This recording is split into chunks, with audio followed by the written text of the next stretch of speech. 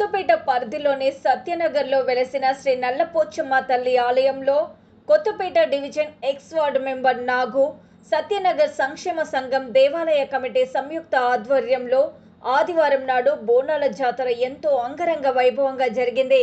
ఈ జాతర వేడుకలకు ముఖ్య అతిథులుగా MLA Sudhir Reddy, MLC Buggarapu Dayanand Gupta, corporator Pawan Kumar, ex corporator Sagar Reddy తదితర ప్రముఖులు పాల్గొని అమ్మవారిని దర్శించుకున్నారు. అమ్మవారి దయ వల్ల ప్రజలందరూ బాగుండాలని ఆకాంక్షించారు. అనంతరం ఆలయ నిర్వాహకులు నాగు మాట్లాడుతూ, గత దశాబ్దాలుగా ఇక్కడ బోనాల జాతర ఎంతో ఘనంగా నిర్వహిస్తున్నామని అన్నారు.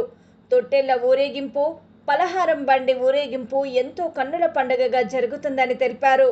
ఆ అమ్మవారి ఆశీస్సులు కాలనీ వాసులందరికీ, ప్రజలందరికీ ఉండాలని కోరారు.